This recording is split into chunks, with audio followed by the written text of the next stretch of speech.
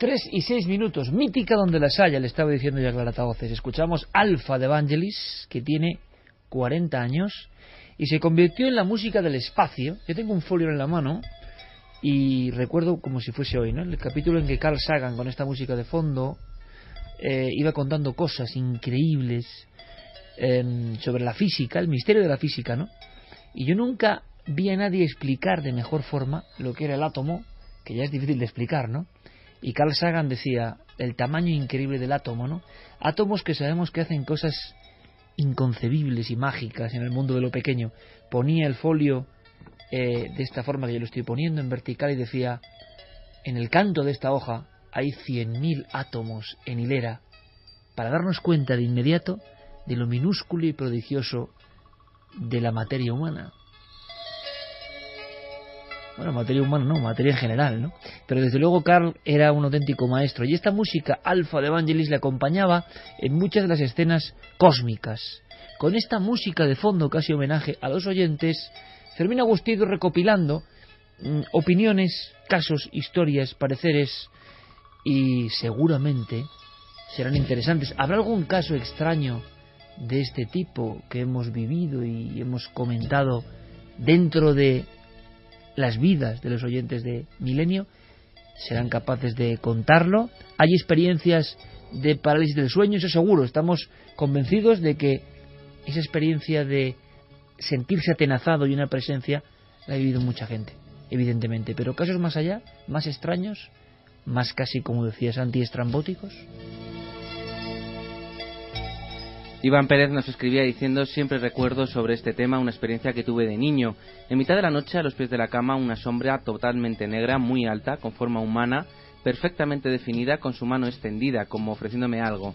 Yo incluso me incorporé e hice ademán de coger lo que esa sombra me ofrecía, pero es en ese momento en el cual se volatilizó lentamente. Sé perfectamente que no estaba dormido, y lo recuerdo como si fuese ayer, y hace ya unos 25 años.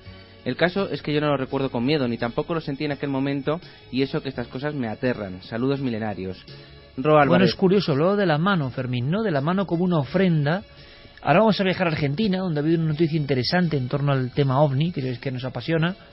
Había muchos casos donde la figura que se aparecía relativa al OVNI, o tenía que ver, singular, ¿no? Mostraba las palmas de las manos. Sabéis que hay muchos casos tremendos. Yo tengo en Argentina, investigué uno de estos casos en el Cerro Uritorco, y mostraba la figura como humana, junto a una especie de esfera. Imaginaos 3 pescadores petrificados y mostrando una figura que sonreía, por cierto. Claro, sonreía, pero daba un miedo eso, porque una especie de ser humano sonriente, como envuelto en luz, y mostraba las palmas de las manos. En fin, un clásico. Ro Álvarez nos decía: a mí me pasó despertar porque me estaban tocando la barriga.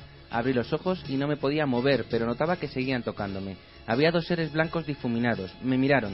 Los tocamientos cesaron y se disiparon en forma hacia la ventana, desapareciendo por completo. Yo no me creo que fuera parálisis del sueño. Yo estoy absolutamente convencida de que desperté a causa de sentir que me tocaban. Han pasado más de 4 años y aún me aterra. Bueno, esto también es curioso, Clara, ¿no? La duda entre parálisis del sueño, no como si parálisis del sueño fuese algo que le quita sentido, ¿no? Ni mucho menos. Es otro misterio diferente, bien analizado médicamente, pero lo que está claro es que el terror, lo que genera esto es un terror que se prolonga con el tiempo, ¿no? Pocas experiencias tan marcantes para la persona que la sufre dentro del misterio. Sí, porque además es el lugar donde se supone que debemos estar más protegidos no solamente del mundo, sino de nuestra propia casa, que es la cama. Ana María Tirado Burgos decía: buenas noches milenarios, yo no tuve arañazos, pero alguien estaba sentado al borde de mi cama y estaba despierta. Mi inmovilidad era total y ese ser estaba observándome todo el rato que duró, que para mí fue eterno y no se lo deseo a nadie. O sea, un montón de casos otra vez, Fermín, de personas que han vivido experiencias. Yo no pensaba, sigue habiendo muchos casos. Cuéntame más. De gente. Por ejemplo, María nos decía: hola amigos, soy María y mi hijo y yo sufrimos en el verano del 2003 una visita de dormitorio. En ningún momento he pensado que fueran extraterrestres ni fantasmas. En realidad no tengo idea de lo que es. Solo sé que sufrimos pérdida de visión, cicatrices en los ojos. A veces no te das cuenta al momento. No me ha obsesionado, pero tengo curiosidad por saber qué pasó en realidad y por qué hacen esto. Bueno, a ver si podemos desde luego trazar contacto. Javi ya está dispuesto, Clara también, por supuesto, todo el equipo. Algunos casos que está ocurriendo, Santi, lo que decíamos, cuando tú pones en la palestra poderosa, evidentemente, de este micrófono de la cadena SER un tema, de inmediato hay un efecto llamado y un efecto respuesta. Muchas personas se sienten aliviadas diciendo, esto puedo contarlo porque están hablando justo de algo que está ahí, con lo que yo vi. Y qué interesante cuando son casos de visión múltiple de dos personas. Claro, el niño y la madre. Claro, ya no es tan fácil que se trate de una simple sí, imaginación. Te dirían, folía de locura o alucinación compartida. Pues igual es tan interesante como un extraterrestre, ¿no? Hay gente que también lo puede confundir con sueños. Por ejemplo, Jonathan Muñiz decía, hola milenarios, os cuento una experiencia que viví de pequeño. No sé si fue un sueño o algo extraño, pero tengo ese recuerdo guardado en la mente. Tenía unos 5 o 6 años y recuerdo que tenía miedo a dormir por las noches por si venía algo a por mí, y me tapaba con las mantas hasta la cabeza. Quizá influida por este sueño, desde pequeño me gustaban estos temas y mi mente creaba su propia película. Tengo el recuerdo o la asociación de que alguien me sacaba de la cama, me llevaba por el cuello y yo trataba de gritar para que me oyeran mis padres, pero no me salía la voz. Me agarraba al marco de la puerta, pero ese alguien o algo tiraba con fuerza de mí y me llevaba. Pero la memoria se pierde en ese momento y me despertaba en la cama de mis padres sin saber cómo había llegado ahí. Un sueño, un episodio aislado de estado sonámbulo, algo más, no lo sé, solo sucedió una vez, pero ese extraño recuerdo siempre ha estado en mi cabeza. Parece un sueño, evidentemente, pero ese sueño es Clara que de alguna forma, aunque se produzca en la infancia, y tú sabes de sueños más que nadie, ¿cómo se quedan grabados a fuego? ¿Por qué hay unos sueños que tienen un contenido tan potente que aunque hayamos soñado cosas más raras, más estrambóticas, más diferentes a lo largo del tiempo, hay algunos que se quedan para siempre? Y tú puedes recordar un sueño de niño y el de antes de ayer no. Totalmente, hay sueños que se quedan para toda la vida y además las emociones que se sintieron cuando se tuvo ese sueño. Sueños como con peso regresan, especial, ¿no? Sí, regresan. Y nadie sabe, ningún especialista en sueños sabe por qué. Hombre, se hacen referencia a experiencias muy traumáticas, pero aún así suele ser casi siempre algo negativo más que positivo. Luego también tenemos alguna pregunta, como si en la Luna las personas que han tenido varias experiencias ven siempre el mismo tipo de visitante o cambia la apariencia. Pues habitualmente cambia la apariencia, por lo que sabemos, es decir, no ves siempre el mismo fenómeno. Y esto lo comentábamos hace poco, la importancia del historial. Yo decía en la charla del Rialto, no el historial del navegador, ¿no?, sino el historial personal. Pocos investigadores se dan cuenta de que la persona es muy importante. Ha visto una cosa y el investigador va a analizar esa cosa, pero esa persona resulta que muchas veces no es la primera vez que ve esa cosa y que tiene vergüenza en contar que su historia tiene mucho que ver con esas cosas. Es como si la realidad daimónica, la realidad ajena, exógena, extraña, todo esto que estamos contando, tuviera predilección por aparecerse a un tipo de personas que tienen cierta sensibilidad. Es verdad que las traumatiza en muchas ocasiones, porque la repetición de actos lo que a veces significa es un miedo mayor en el testigo y se produce un silencio. Pero hay personas predestinadas o desde luego especialmente asociadas a las apariciones. El historial del testigo nos dice algo sobre el fenómeno. Se está apareciendo a determinadas personas por algo. Y claro, el investigador luego dice, bueno, tú has visto un ovni, pero es que hace 5 años viste una sombra. Ya no vale, porque ¿quién nos va a creer? Oiga, si usted cuenta un caso muy espectacular, pero ya vio algo y sin embargo no nos damos cuenta y solo quizá aprendiendo podemos ver que es que está llamando a la puerta de ese testigo por algo que otra persona quizá no tenga, una sensibilidad especial, un radar especial, un eco diferente, si quieren una locura especial, me da igual, pero la realidad de lo otro está llamando a esa puerta con una mayor insistencia. El historial del testigo, lo dice Patrick Harpur y otros grandes expertos que se mueven en el ámbito de la filosofía. Hagamos caso, una vida llena de experiencias no tiene por qué significar locura, sino una especial sensibilidad, diferente graduación de esa sensibilidad, y ese otro mundo se manifiesta de una especial manera a estos. Quizá no tengamos por qué arrojarlo, como hacemos casi siempre, a la papelera. Hemos rozado el asunto de los ovnis, que vuelve de cuando en cuando. La verdad es que la cantidad de filmaciones, de presencias, incluso casos multitudinarios, se han incrementado en los últimos años, es cierto, pero ocurre algo en Argentina muy interesante. Recordáis, muchos amigos de Milenio 3, que en España hubo una convulsionada desclasificación. Y digo convulsionada porque fue como agitarla, ¿no? Porque realmente hubo una polémica enorme, se guardaban archivos, los militares contaban la verdad, eran honestos, no contaban toda la verdad, ahí no nos metemos, hubo un sinfín de opiniones diferentes. Es cierto que investigando los casos nos dábamos cuenta de que fallaban muchas cosas, que las explicaciones eran a veces burdas, hay que decirlo, estrambóticas, era más difícil la teoría que se intentaba explicar que pensar que era un ovni, ¿no? Y sin embargo, había casos, como todos sabéis ya, donde el sello era ovni. En Argentina, es curioso, ha empezado un proceso de desclasificación, y lo que es interesante es que en Argentina los militares, en un gesto sin precedentes, han contratado, entre comillas, o han podido colaborar, vamos a decirlo así, con personal civil, con investigadores, para que les ayuden a descifrar el entuerto, para que puedan aportar casos y cosas. Fernando Silva Hildebrand, nuestro compañero corresponsal en Argentina, tiene toda la información, porque están apareciendo papeles sobre casos muy importantes. Por ejemplo, hubo una alarma brutal en los 90 en una serie de aeropuertos del sur de Argentina, el llamado caso Bariloche, una especie de caso Manises, pero en Argentina. Yo recuerdo que comenté ese caso entonces para la revista Enigmas, hace ya décadas, sí, décadas realmente, y fue impresionante, estaba ocurriendo. Pero, ojo a esto, han desaparecido archivos. La polémica en Argentina es que había archivos concretos de casos muy potentes de tema ovni con intervención militar y nadie sabe dónde están. Fernando Silva Hildebrand desde Argentina nos hace su crónica. La desclasificación ovni, amigos de Milenio 3, está tomando un vuelo interesante, poco a poco, paso a paso, sin prisa, pero con seguridad.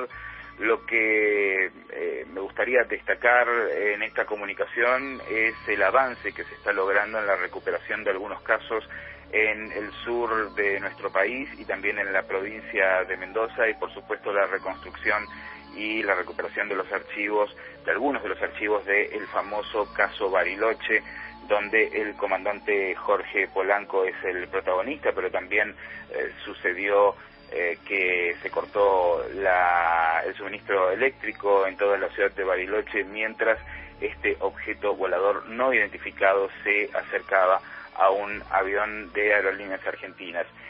Además de esto, bueno, esto es justamente el trabajo, fruto del trabajo de grupos de personas que piden por un lado la desclasificación y que por el otro lado trabajan con la comisión oficial de la Fuerza Aérea que intenta encontrar respuestas.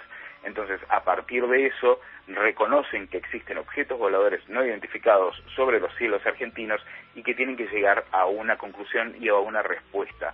Esto no es menor, obviamente no estamos hablando de que la Fuerza Aérea Argentina esté diciendo que hay extraterrestres sobre platos voladores. En realidad lo que está haciendo es plantear una problemática que afecta a los pilotos de la Fuerza Aérea Argentina y a los pilotos comerciales y a la que se ven obligados a encontrarle una respuesta. Lo interesante es que convocan a investigadores civiles como Carlos Alberto Yurchuk para completar el equipo de trabajo, porque además también de alguna manera reconocen que no tienen los elementos o la experiencia o el trabajo de campo que tienen los investigadores OVNI para poder trabajar sobre esto e identificar los distintos menesteres relacionados al tema. Por el otro lado, el CEFORA, que es esta comisión que busca civil e independiente, que busca este grupo, que busca la desclasificación, constantemente está haciendo pedidos de desclasificación, no solamente a la Fuerza Aérea, sino también a la Marina, al Ejército de Tierra, pero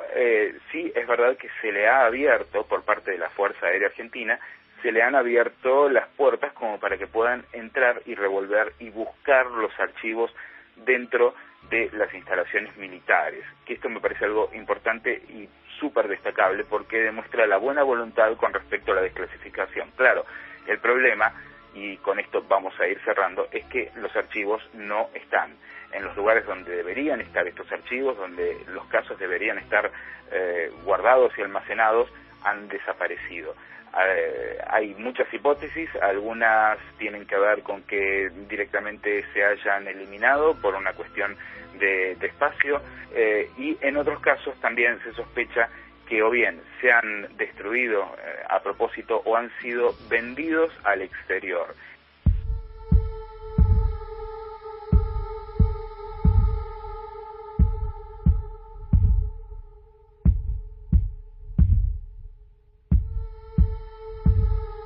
Archivos desaparecidos sobre ovnis y militares en Argentina. Seguiremos la noticia porque desde luego, bueno, es otra cara, otro clásico, ¿no? Uno va al archivo y no está. y las explicaciones son diversas, pero no está donde tenía que estar. Curiosamente, en los carpetones donde se analizaba determinada observación importante. Bueno, ¿esto es conspiración o es puro arreglo de espacio? ¿Qué opináis? También es curioso que arreglamos el espacio, quedan otras cosas inservibles, burocráticas, y precisamente el caso que saben que va a llamar la atención sobre un incidente ovni, ese no está. Lo que sí está es esta historia que nos trae Clara y que ya nos prometía que era bastante intrigante, una de las últimas historias de la temporada de su archivo, y que tiene que ver con la ciudad de Lima, que también conocemos y tanto queremos, pero tan especial para el asunto de los encuentros con lo extraordinario. Esta noche, es verdad, el programa en general tiene mucho de sobrenatural, o de extraño, de estrambótico y de tenebroso, pero así toca. Vamos a Lima, la ciudad, le contaba yo a Clara, de la garúa, de esa niebla perenne, esa especie de boina de niebla que le da a Lima, bueno, pues un aspecto peculiar, ¿no? Sí, y vamos a viajar a enero de 1974. El protagonista de este caso, el que nos lo cuenta, es Félix, que en ese momento tenía 9 años. Félix viene de una familia que está compuesta por un padre, una madre y 4 hermanas, tiene Félix y él. Y como decimos, en esa fecha, bueno, pues los padres deciden mudarse y compran una casa en un barrio de clase media alta llamado Santa Cruz, en Miraflores. Y bueno, son casas que están construidas en torno a la década de 1950-1960, es decir, que tampoco son muy antiguas. Anteriormente lo que había sobre esos terrenos eran haciendas. Y bueno, la mujer que vendía la casa era de Panamá, pero estaba casada con un peruano de clase muy acomodada, pero lamentablemente se habían visto abocados a vender todo lo que tenían. Lo habían perdido absolutamente todo, habían tenido muy mala suerte. Y bueno, aunque la vivienda tenía como 15 o 20 años no más, pues ellos debían de deshacerse de ella y trasladarse a buscar un nuevo futuro. De hecho, Félix recuerda el momento en el que 2 de las hijas de ese matrimonio rompían a llorar y antes de irse pues intentaban como despedirse de la casa, tocando, acariciando las paredes. Él era un niño, pero pudo entender también que ellas estuvieran mal, ¿no?, por esa situación. ¿Sabes? Se fijó en que las niñas tocaban las paredes como quien se despide de una vieja amiga, ¿no? Sí, como si tuviera vida la casa, ¿no? Bueno, se mudan en enero, en ese momento allí es verano, y me decía Félix que el verano en Lima es muy bonito, que el clima es muy suave, la casa además estaba situada muy cerca del mar y se mezclaba el olor con el jazmín, y que bueno, pues aquellos días fueron bastante bien sin ningún tipo de incidente. Pero poco a poco el invierno se apodera de la ciudad y de la casa, y con ello llega esa especie de neblina de la que se habla, la garúa, que se extiende y bueno, pues aquello parece como si cuando el clima cambia, también cambia la situación de la casa. Las hermanas de Félix empiezan a quejarse de que oyen ruidos en la casa, oyen unos ruidos que no saben de dónde proceden. Ellas eran adolescentes en ese momento, tendrían unos 15, 16 años, y su hermana mayor decía que por las noches se escuchaba la voz de un hombre por fuera de la ventana de la casa, que le susurraba cosas que en principio no podía entender muy bien qué es lo que quería decirle.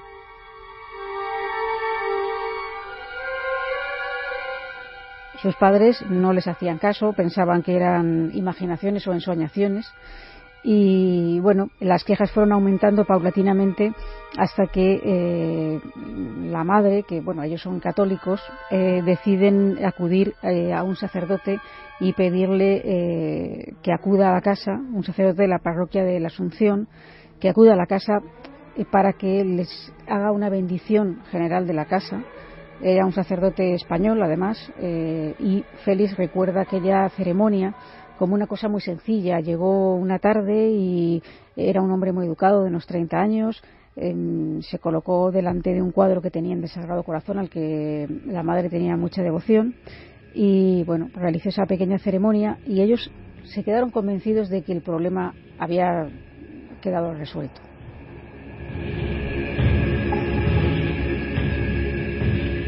Sin embargo, no fue así. Lejos de producir el efecto balsámico que producen muchas veces este tipo de rituales, las hermanas seguían quejándose.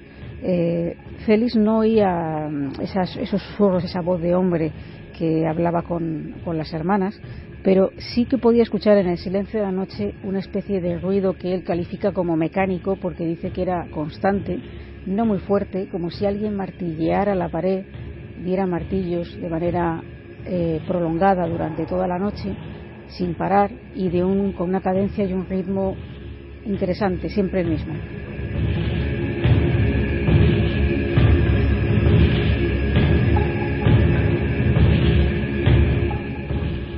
Una de las hermanas de Félix llegó a entender a esa voz de ese hombre, llegó a entender lo que le decía, y decía algo que ella no entendía, en el sentido de que no comprendía por qué le estaba diciendo esto, ¿no? Pero lo que decía era: tú lo que quieres es quitarme mi dinero.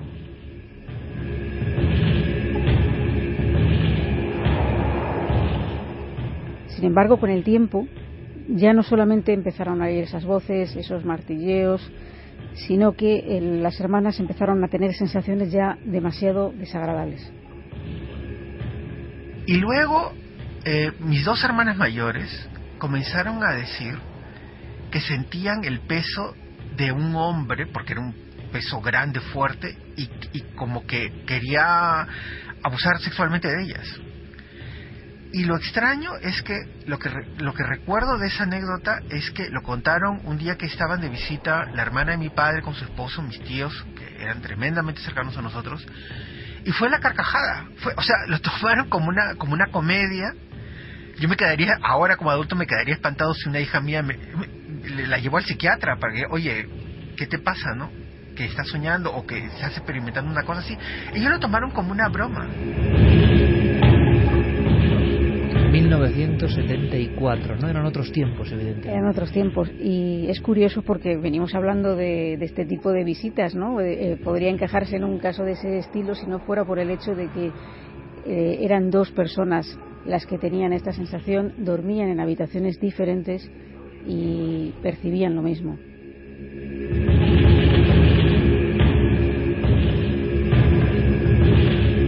Escuchamos, claro, nos pone Noel el martillear constante de esta casa de Lima, ¿eh? Sí. Bueno, pues como decimos, los padres no las creyeron. Luego la madre empezó a tener dudas.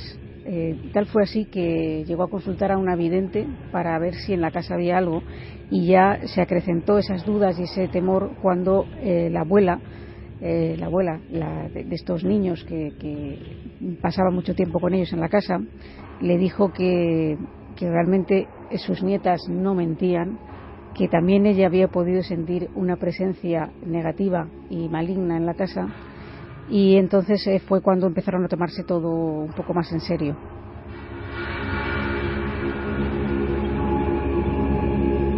Para entonces ya Félix tendría unos 10 u 11 años, y bueno, él tuvo su propia anécdota, ¿no? Tenía una imagen pequeña de la Virgen que había recogido de casa de sus abuelos y la tenía colocada en su habitación, y ahí estaba en su habitación.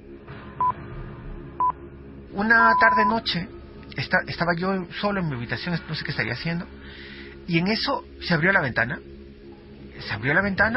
el viento la abrió. Yo no lo tomé como nada extraño, porque no hay nada extraño en que el viento abra una ventana, y la cortina empujó la imagen de esta Virgen, la tiró al suelo y se partió en 1000 pedazos. En ese instante, lo recuerdo como si hubiera sido ayer, se oyó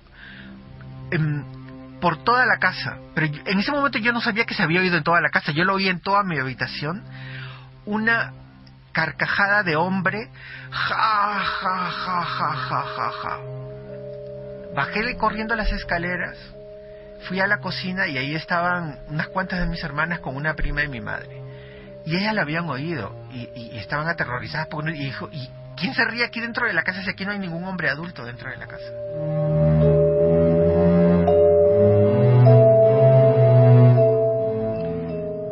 Otra noche la hermana mayor de Félix estaba tocando el piano en el salón y de repente oyó como si 2 jarrones pequeños que tenían de bronce empezaran a entrechocar entre sí, pues como si hubiera una especie de temblor. Claro, no había ningún temblor en ese momento, ¿no? Entonces ella salió corriendo y fue a buscar al padre para que lo viera con sus propios ojos, ¿no? Porque, como decimos, el padre era el que realmente le costaba creer más que todo aquello tenía unos tintes que no fueran algo dentro de lo normal. Y llegaron los dos a la estancia y vieron con horror cómo los pétalos de las rosas que había colocado la madre esa misma mañana estaban esparcidos por el suelo.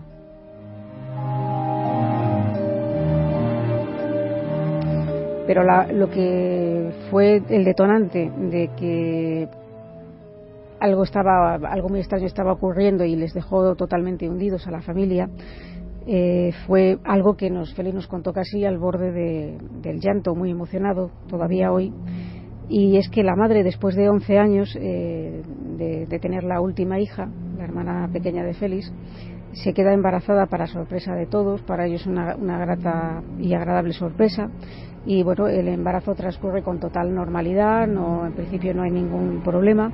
Y cuando, en aquella época sabéis que el sexo de los bebés pues no era como ahora, no se averiguaba de esa manera, siempre se esperaba a ver qué es lo que ocurría, no había esas técnicas que hay ahora. Y bueno, pues tenían toda la ropa del bebé preparada casi por duplicado, los enseres, la cuna, etcétera, todo lo que se prepara para el nacimiento de un niño o una niña. Y cuando ya faltaba poco para este acontecimiento, el médico que atendía a la madre, que era un buen doctor, al parecer, pues habían elegido una fecha para el parto iba a ser mediante cesárea, y entonces, después de examinarla, le dijo que él pensaba que ese bebé todavía estaba un poco pequeño y que lo mejor era posponer la fecha del parto una semana más, dejar que creciera un poco más ese bebé y realizar el parto un poco después. Por alguna razón la madre no parecía muy convencida y bueno, pues aunque él era un buen doctor de prestigio allí, pues deciden hacerle caso, e incluso Félix, siendo un niño, sin tener ninguna idea de lo que es un nacimiento, ni un bebé, ni un parto, también tuvo como un mal presagio y le pidió a la madre que por favor no esperara que diera a luz en la fecha que habían programado inicialmente. Claro, él era solo un niño, tampoco es que le hicieran mucho caso. Lo cierto es que, al día siguiente de que se cumpliera la primera fecha que habían barajado para la cesárea, el bebé empieza a moverse mucho en el interior del vientre y ellos tocan y ven que efectivamente se mueve mucho, lo achacan a que, pues está peleón. Y después se para completamente, deja de moverse y la madre nota como si se hubiera bajado al fondo del vientre. Y un poco después empieza a encontrarse mal, no a sentirse muy bien, y acuden corriendo a la clínica. El médico se asusta al descubrir que no encuentra el pulso del bebé y desgraciadamente, según nos contó Félix, pues este hermano que estaba en camino nace muerto, está muerto, vamos. Él, de hecho, entra a hurtadillas en el quirófano y llega a ver el cadáver de su hermano. Y nos dice pues que realmente era un bebé totalmente formado, con pelo muy grande, de tamaño nada que ver con lo que había dicho el doctor.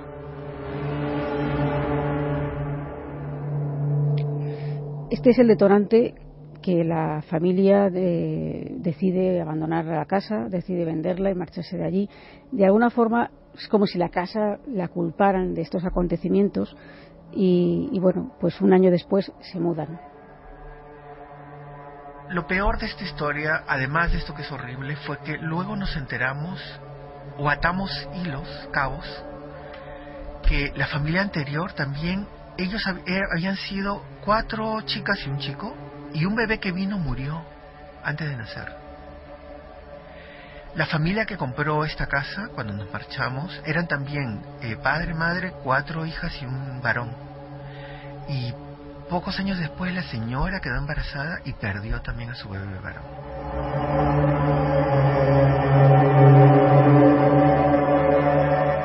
Con el tiempo, Félix supo incluso la suerte que había corrido la familia que compró la casa posteriormente. Ellos también habían sentido la presencia de ese hombre, especialmente la madre. Ella se terminó enterando también de la presencia de este hombre. y lo vio reflejado en la pared, una sombra de un hombre con un abrigo largo y con un sombrero, que era algo totalmente inusual. En esa época ya nadie usaba sombreros ni nada, pero esa fue la descripción.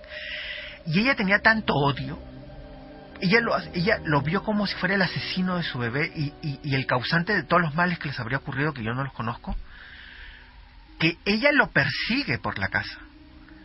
Esa sombra va por la pared y ella va siguiéndolo y lo va insultando con todo el odio que podía tener. Y según la historia que yo recuerdo, es que ella lo echó, porque se termina yendo y ella para en la puerta de su casa, de la casa. Pero luego, cuando yo hablé con mi madre, me dijo, no lo terminó de echar.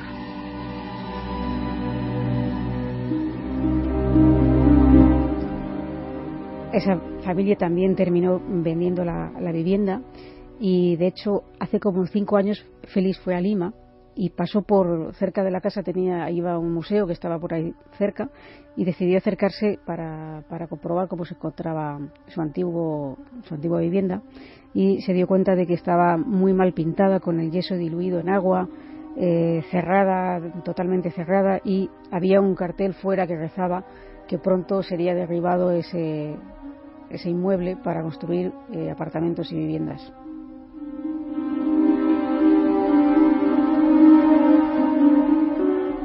Es que Lima tiene muchas historias de este tipo, parece mentira, ¿no? Ha habido tribunales importantes de la Inquisición, por ejemplo, en Lima, y se hablaba de muchas casas, conocemos algunas, relacionadas con los martirios, torturas y terribles juicios sumarísimos ocurridos en ese entorno. Es una ciudad seguramente de las más encantadas de América en cuanto a casas con historia. Hemos contado algunas. Esta, desde luego, tiene esos elementos bizarros, extrañísimos, que curiosamente se conjuntan con todo lo que estábamos elaborando en el dossier.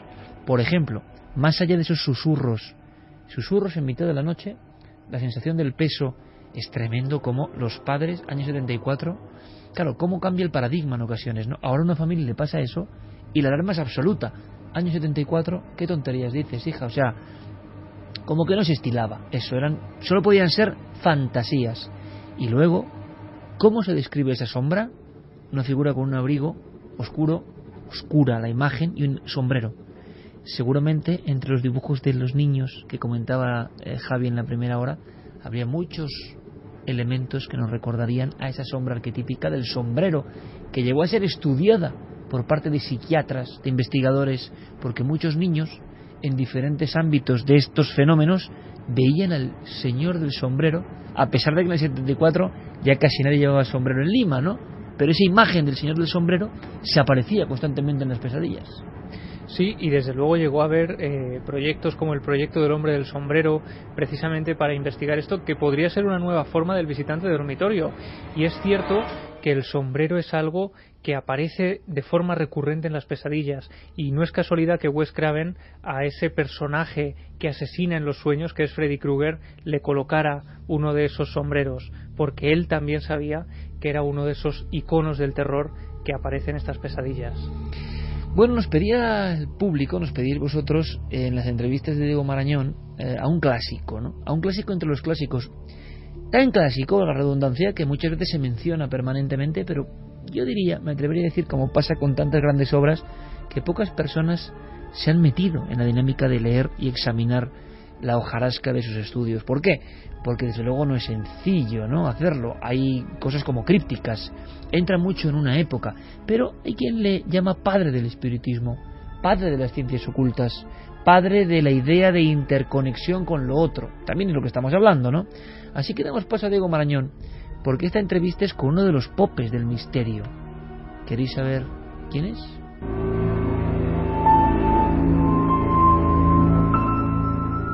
Buenas noches. Me han citado aquí. ¿Dónde puedo dejar el paraguas? Muy buenas.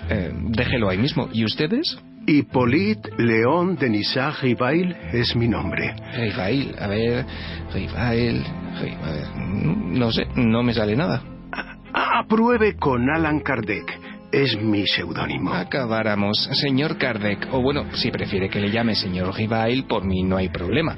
Lo cierto es que no sabía que Allan Kardec era un seudónimo. Y ya, seguramente muchos lo ignoran, al igual que usted.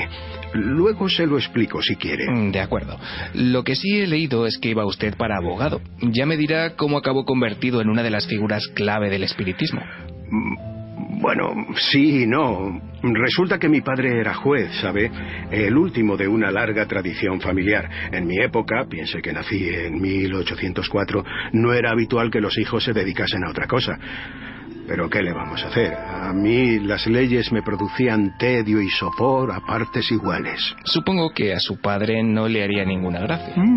Yo también lo supongo. Nunca se lo pregunté, y eso que me pasaba horas en su despacho. Pero ¿no decía que a usted las leyes no le interesaban? Y así era. Sin embargo, el despacho de mi padre estaba repleto de libros. Cientos, acaso miles.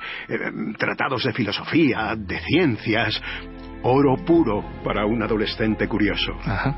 Bueno, vayamos un poco más adelante. Estudió medicina en Suiza y fue alumno del profesor Pestalozzi. Johann Heinrich Pestalozzi. Un gran pensador. El primer pedagogo moderno, al menos tal y como ustedes lo entienden. Debido a su influencia, traté de reformar los sistemas educativos de Francia y Alemania. Su confianza en mí era total. Ha dicho Alemania. ¿Hablaba usted alemán? Hablaba y hablo. A ver si cree que porque esté aquí arriba se nos olvida lo que aprendemos. Alemán, francés, italiano, holandés y español. Ah, ¿también español? Pues claro. ¿No me está usted escuchando? Sí, claro, visto así. Bueno, lo que quisiera que me contase es cómo alguien tan volcado en la docencia cambió de forma tan radical sus intereses. Precisamente... Espere un momento, creo que guardo aquí el recorte. ¿Qué recorte? Gaceta de Hamburgo, 1851. Se me olvidó anotar el día exacto, pero usted disimule. Bueno, ¿y qué leyó usted en ese recorte? Escuche. De 8 días a esta parte ocurre en nuestra culta ciudad algo difícil de describir. La atención de todos sus moradores está absorbida completamente por una maravilla en la que no se pensaba ni mucho ni poco antes de que llegase el vapor de Nueva York, Washington. El nuevo fenómeno es una importación americana. Imagino que el periódico ese se refería al espiritismo. Al espiritismo en general y a las mesas parlantes en particular. Todo un acontecimiento. ¿Participó usted de todo aquello? Sí. A la primera reunión me invitó mi amigo Fortier. Allí entré en contacto con gente experta y versada en estas cuestiones. Y entonces apareció Z. Z, como los rayos. Sí, y como la letra, que mire usted que le gusta complicarse. Z era un espíritu. Un ente que se puso en contacto con nosotros a través de una de aquellas mesas. Me dijo que una vez habíamos sido buenos amigos cuando los druidas habitaban las verdes tierras de Gales. Y me reveló algo más. Que mi verdadero nombre no era Givail, sino Allan Kardec. Entiendo. Comprenderá que desde entonces mi interés en divulgar la doctrina espiritista aumentó de forma exponencial. Fue una misión que se me encomendó desde este lado en el que ahora nos encontramos. Cuando llegué aquí, tuve tiempo para hacer números y calculo que debí recorrer unos 4 millones de kilómetros dando conferencias. 4 millones de kilómetros, tremendo. Oiga, ¿y usted cómo define el espiritismo exactamente? A ver cómo se lo explico. El espiritismo es a la vez una ciencia de observación y una doctrina filosófica. Como ciencia práctica, consiste en relaciones que pueden establecerse con los espíritus. Como doctrina filosófica, comprende todas las consecuencias morales que se desprenden de semejantes relaciones. Podríamos resumirlo diciendo que el espiritismo es la ciencia que... Perdone que le interrumpa, pero es que le van a llover las críticas con eso que dice de que el espiritismo es una ciencia. Bueno, pues cámbielo por disciplina. Es la disciplina que trata de la naturaleza, origen y destino de los espíritus y de sus relaciones con el mundo corporal. ¿Y en qué desembocó todo? Pues en 1858 publiqué el primer número de la revista Espírita y también fundé la Sociedad Parisina de Estudios Espíritas, que me encargué de dirigir hasta 1869, que fue cuando... Vamos, hasta su muerte. De muerte nada. Aquí donde me ve, no estoy muerto, sino desencarnado. No, sí, mal color no tiene. ¿Y usted cree que cuando me llegue la hora... Hombre, usted verá, pero ya son ganas de morirse pudiendo desencarnarse uno, ¿no? ¿Dónde va a parar?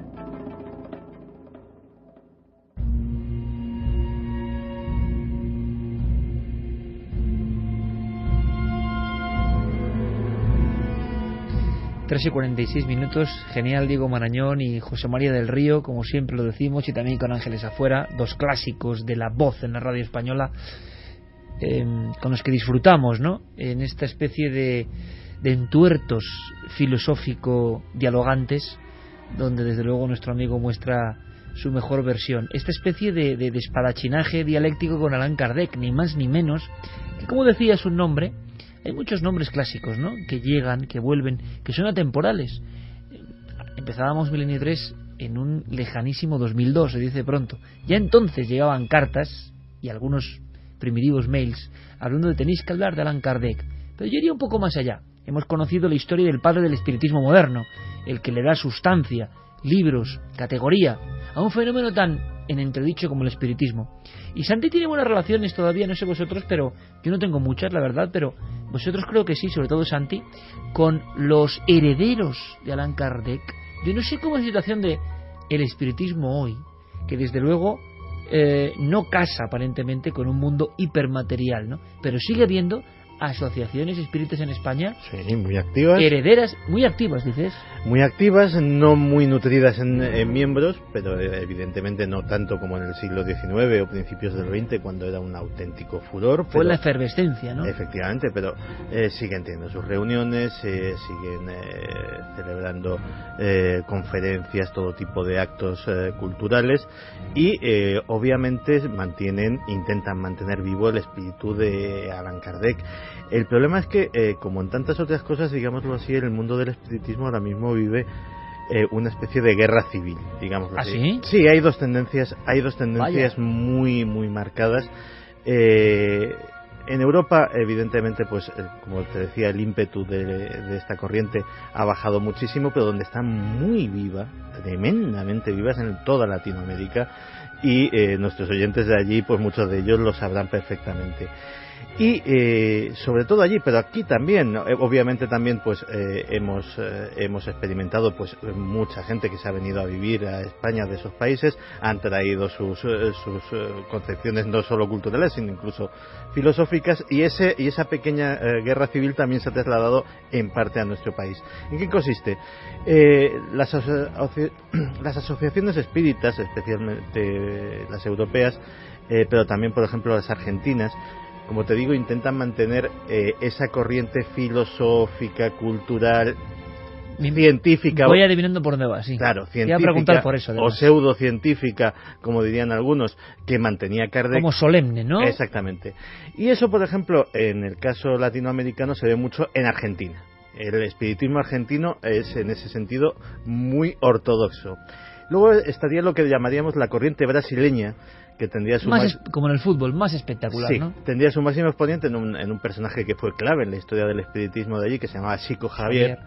Y que tiene una connotación mucho más religiosa. O sea, aquí estaríamos ya hablando casi, pues como en el caso de Joseph Smith, casi de la fundación de una nueva religión basada en el espiritismo, en el sincretismo también, con otras creencias locales, en ceremonias efectivamente muy vistosas. Eso es lo que iba, Santi, porque a mí me da la impresión, y que no se molesten, pero cuando uno acude ahora a los espiritistas, casi parece que reniegan del fenómeno espiritismo, es decir, hablan de filosofía, hablan de entes, pero les gusta poco hacer el espiritismo, es decir, demostrar delante de los demás que existían las llamadas mesas parlantes, que existe el llamado tablero de la Ouija, o que existen las invocaciones. Sesiones se hacen sesiones, pero son como muy reacios, ¿no? Han perdido, digamos, no sé cómo explicarlo, como que no les gusta mucho mostrar una parte importante, y esos otros grupos espíritas latinoamericanos están constantemente ejerciendo lo que es la conexión, que es lo que a los medios o la gente pues nos gusta por lo espectacular. Ellos quieren como preservar más las formas, y yo no sé si rehuyen un poco, ¿no?, de las sesiones. Al menos de la publicidad, es decir, hacerlas muy abiertas a los medios de comunicación o a los, digámoslo así, a los que no son miembros de la asociación o al público directo, en eso sí son muy discretos, o sea, no lo llevan como un secreto, pero es una cosa suya, el que quiera pues que se apunte, que pague sus cuotas como en cualquier otra asociación y tendrá acceso a las actividades. ¿Se sigue haciendo espiritismo en Madrid, por tanto? Sí, claro. Sí, hay una asociación espírita en la calle de la Bolsa, además, que son gente muy activa. A mí me sorprendió enormemente cuando hace unos meses estuve allí y vi que era un pequeño piso, un piso antiguo, además, con sus espíritus también rondando por allí. Muy le iba, ¿no? Claro. Y lo cierto es que la casa estaba llena de gente pues que iban a hacer todo tipo de terapias espirituales, y también hacían congresos, charlas, exposiciones, y desde luego eran gente pues muy abierta al diálogo, gente que desde luego estaba dispuesta también a intentar zanjar ciertas polémicas, ¿no? Pero ellos me decían que efectivamente ellos seguían haciendo espiritismo, analizando fotografías, ayudando a la gente que quisiera acudir a esa asociación pues con diferentes tipos de planteamientos. Pues yo tuve la sensación de que renegaban, es como cuando hablas con algunos sacerdotes y no creen en el demonio, ¿no? Bueno, el ejemplo exacto. O no quieren hablar de ello, y dices, pues es dogma de tu fe, ¿no? Es decir, o de la... Es un poco como el exorcismo, ¿no? Que es algo que se practica, espinoso, que se hace, sí. pero de puertas para adentro, ¿no? Eso pues es. Esa es la sensación. Si tú tienes una fe que implica eso, yo me acuerdo de Gabriel Lamort, que criticaba, ¿no?, el exorcista del Vaticano, y que los sacerdotes ya no creen en el diablo, en la figura, y por eso pasa lo que pasa, lo decía él. Pues los espiritistas, me dio la impresión, por lo que yo conocí, que tenían como en un desván todo eso de las sesiones espíritas, porque yo no sé si se ha arrojado demasiado elemento cinematográfico y demasiada mala fama, y desde luego no lo comparten mucho, ¿no? Bueno, sería muy interesante. Son gente muy abierta, ¿eh? Sí, Juan Miguel Fernández y gente de la Asociación Espírita de Madrid, y muy amables. que son muy amables, y desde luego que te explican todo, pues para que tú entiendas que eso es algo relativamente normal. Pues era como para filmar una sesión espiritista con todo el rigor en el siglo XXI. Se aguanta, ¿no? Es decir, la criba o el análisis de los días de hoy, una sesión espírita que le imaginamos, yo no sé si habrá variado mucho, en esto no soy experto, casi como en la época de las hermanas Fox, ¿no? Una gente invocando delante de una mesa. Y de hecho, también ese pudor, es que se lo toman muy en serio, evidentemente. Es decir, cualquier atisbo de frivolidad, pues evidentemente no lo ven con muy buenos ojos. Son personas, como muy bien ha dicho Javi, muy abiertas. Y desde luego no creo que renieguen de ellos, sencillamente es que algo que a lo mejor entienden perfectamente, que buena parte de la sociedad pues no tiene por qué ni entender ni compartir, pues prefieren quedárselo para ellos. Pero desde luego yo que, pues como Javi, alguna vez he ido a dar alguna conferencia allí y a colaborar con ellos en alguna actividad, la primera vez pues vas un poco así, decir, bueno, ¿qué será esto? ¿Será una secta? ¿Será tal? Y te puedo asegurar que son personas absolutamente normales, que tienen sus creencias y no tienen el menor afán de proselitismo. ¿Y tú viste sesión espírita o no? No, yo no he visto nunca una en directo. Yo también he estado ahí dando alguna charla, es verdad que son súper amables, y hay que decir que son de los grupos más activos en cuanto a actividades culturales dentro del ámbito de la parapsicología, es decir, porque no solamente dan charlas en torno al mundo del espiritismo, sobre sus charlas está muy bien, pero a Santi, por ejemplo, no le hicieron la sesión espírita, imagino que tampoco lo pedí. Vale. Y bueno, lo cierto es que por ahí han pasado casi todas las personas que conocemos, de gente que estudia estos temas, ha estado dando charlas allí. Es decir, que tienen un gran poder de convocatoria, porque además son charlas gratuitas. Bueno, y sobre todo además yo creo que es gente tan arraigada al espíritu, independientemente de las creencias de cada uno, que es verdad que es gente como con una bondad especial, ¿no? Gente que de verdad presta atención a la gente, que ayuda, que luego también tiene a veces sus, servicios humanitarios. Bueno, es gente muy involucrada en la sociedad. Me interesa, está activo ese mundo, y eso es muy interesante. Como siempre está activa la línea de esta última recta de Milenio 3. Que por cierto, amigos, nos vamos a Gijón. Estaremos en Gijón a partir del 26 de junio. Hacemos una noche del misterio el 25 de junio, que es que está aquí, parece muy lejano, y estamos ya a mitad de junio. Es increíble cómo pasa el tiempo. Y mañana, me adelanto a lo que siempre dice Santi, porque mañana sí que vamos mucho antes, Sí, a las 11. Y 5 Terrible. Y además, hablando de cosas terribles, vamos a tener un terrible debate de forenses. No, yo digo terrible el horario. Sí, también. Porque el público dice, qué bien que vais antes, sí, pero a las 11 os aseguro, amigos, que es lo peor. Las 11 es lo peor. Está todo ahí en marcha, todas las películas, todo. Y oye, a ver si nos apoyáis, porque mañana va a ser un programa muy duro. Pero va a merecer la pena, ¿eh? Estoy seguro que va a merecer la pena, de verdad. Fermín, últimos mensajes. Vamos con algunas bendiciones. Buenas noches, milenarios. Esperaba no tener que enviar este correo muchos años y mucho menos en 3 meses después de mi anterior correo en los que explicaba que mi padre, la persona que me descubrió la radio y la SER, le habían detectado un cáncer de pulmón. Se luchó, se hizo todo lo que estuvo en su mano, pero no pudo ser. El pasado día 28 de mayo, mi padre falleció a las 7 de la mañana. Casualidades de la vida, señales o sincronicidades, el mismo día en que mi segundo hijo cumple 2 años. Siempre me habían interesado las ECMs, pero ahora podríamos decir que las necesito. Especialmente ahora quería agradeceros vuestros programas que me descubrieron este tema hace ya muchos años y libros como los de Modi, José Miguel Gaona, Eben Alexander o Pim Bam Lommel. Espero volver a ver a mi padre de aquí en unos años y agradecería las bendiciones de toda la familia milenaria para mi padre, que estoy seguro le encantará recibir. Pues por supuesto que sí.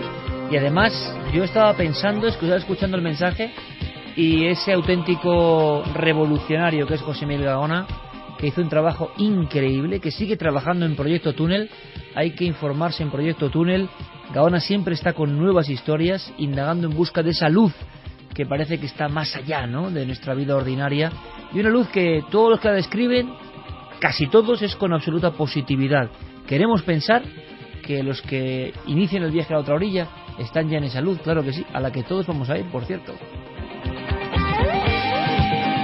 Mi nacimiento, hola amigos de la Noche del Misterio, les escribo desde Lanzarote para pedir las bendiciones milenarias a mi primer sobrino, Rosmen.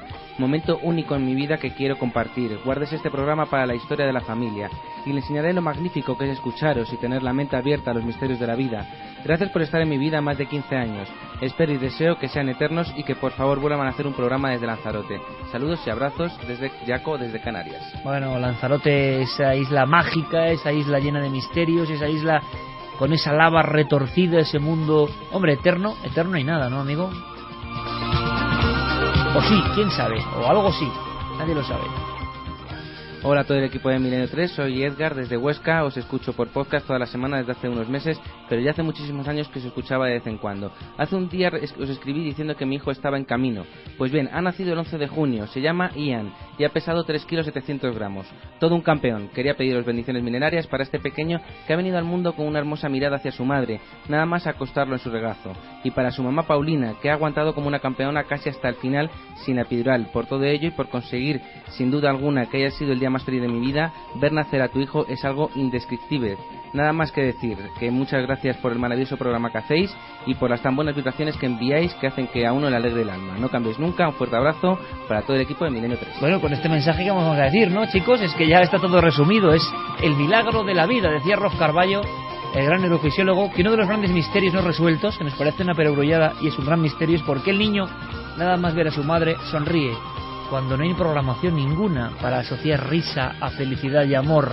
Eso es nuestro, de después. ¿De dónde ha aprendido el niño que no ha visto nada sonreír? Qué gran misterio, ¿verdad? El milagro de la vida, nada más apasionante. Nosotros nos vemos. ¡Feliz semana, amigos!